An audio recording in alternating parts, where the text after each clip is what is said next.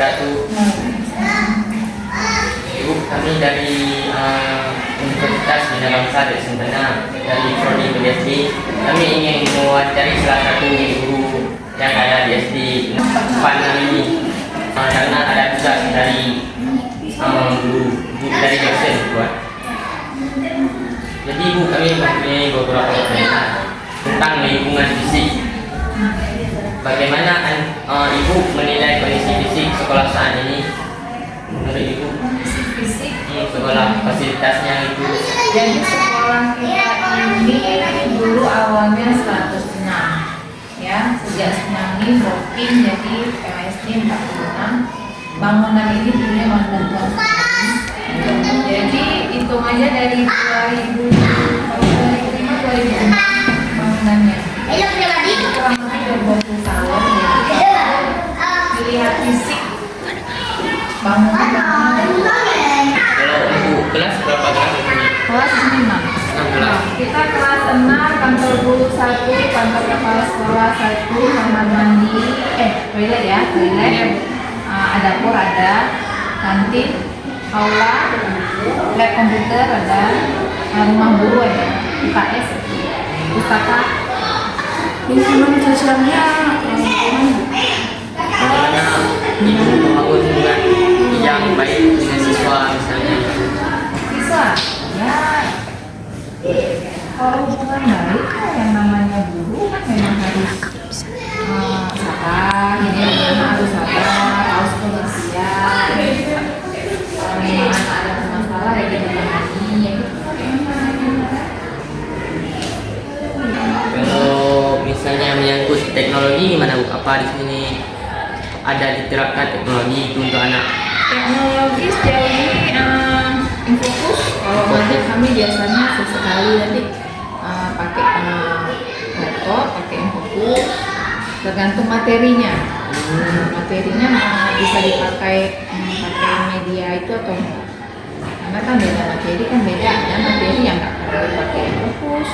Kadang ada materi perlunya nyanyi aja, ini aja, tergantung kan, tergantung materinya, metodenya apa, medianya apa. Bagaimana Ibu cara menggunakan teknologi untuk mendukung di mata-mata pelajaran?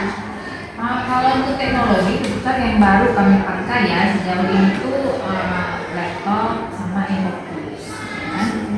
Pemakaiannya juga tergantung materinya. Maka guru bisa contoh materi IPAS, ilmu pengetahuan alam dan sosial. Materi misalnya telinga, kita kan harus memberikan anak-anak ini bagaimana telinga, ini bagian-bagian telinga, ini proses mendengar bagaimana. Itu kan perlu ditunjukkan yang mana. Kalau apa tuh kan sekarang guru-guru kan banyak menggunakan media teknologi kan. Yang media lama tuh seperti apa tuh kayak ada gambar gitu Bu. Itu masih Ibu pakai? Masih. Penyebarannya apa? Kita kebetulan untuk Infokus belum ada satu salah satu, cuma ada 2. Penyebarannya kan bergantian, jadi kita nggak bisa cuma tergantung sama media itu aja. Pakai media lagi. Masih tapi masih pakai gambar, masih pakai kartu, masih pakai Ya, media benda-benda gitu. media apa yang sesuai dengan materi. Nggak selalu pakai. Kadang-kadang cuma mendengarkan aku bukan di speaker aja. Cara Ibu mengajarkan keterampilan membaca dan menulis yang menyenangkan gimana? Kebetulan ada program literasi itu di luar kelas ya, programnya luar kelas. Setiap hari Rabu itu ada namanya literasi. Setiap kelas itu wajib menampilkan literasi seperti baca puisi, baca cerita, pidato, drama, bahkan ada itu penampilannya di aula setiap kelas berbeda. Kalau minggu Hasna, minggu depan ada kelas 4 jadi itu besar. Itu salah satu cara untuk melatih literasi yang ada. Kalau di kelas biasanya membaca telah dengan teks yang berbeda, macam-macam gitu ini. Misal yang pertama anak-anak dikasih teks yang sama, yang lain menyimak atau guru memberi pertanyaan. Ada nanti juga yang kedua anak-anak dikasih teks yang berbeda, nanti dikasih nanti depan dan kita nanti ada kelasnya selalu ini kayak gitu. Ya. Penerapannya Bagaimana Bapak Ibu menilai maksudnya penilaian terhadap siswa hasil belajar? Penilaiannya selama ini kita pakai penilaian dan menggunakan seperti memang kayak penilaian juga. Itu kayak belajar ya, dia belajar. Karena penilaian ada penilaian karakter nanti. Dari penilaian kita, penilaian sehari-hari dari tugas materinya, kita ada juga dari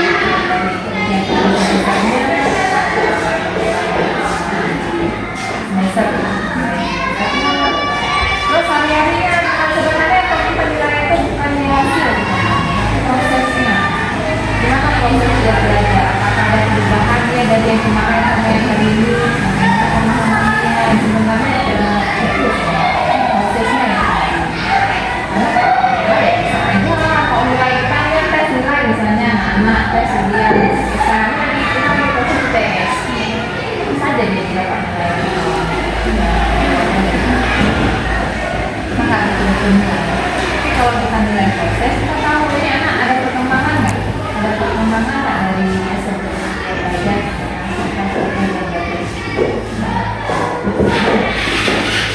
yang harus ditinjau di situ Cara membantu siswa yang sedang memahami pembacaan gimana? Pembacaan, maksudnya sulit memahami bacaan. Cara itu mengatasinya. Membaca itu kalau membaca itu sebenarnya intinya pembiasaan ya supaya anak bisa kami kan misalnya lancar membaca untuk supaya lancar membaca supaya harus sering diulang-ulang. Biasanya ada kalau kayak kelas 5 ada anak yang memang belum lancar membaca, bukan nggak bisa sama sekali, belum lancar. Ya, yang pertama kali bukunya dulu, ketersediaan bukunya dulu. Ya, itu yang pertama sebenarnya. Buku harus menarik, harus sesuai dengan usia mereka. Ya kan, walaupun boleh anak-anak membaca lain, membaca kamus, membaca koran terserah. Tapi yang namanya anak-anak, dia kan suka bacaan yang ada gambarnya, yang warna-warni. Jadi kita pilihkan buku yang seperti itu. Yang kedua, membaca itu kan nggak bisa bisa bicara. Makanya di kelas, kenapa di kelas harus dipajang seperti ini? Ini kan bukan cuma sekedar pajangan. Dari situ anak-anak bisa menggunakan literasi dia. Saran Bapak Ibu untuk mahasiswa PGSD yang sedang belajar menjadi calon guru. Saran saya, yang pertama kali harus kalian yang memang harus pengetahuan yang betul-betul harus kalian kuasai itu tentang ini ya psikologi anak. Itu yang pertama.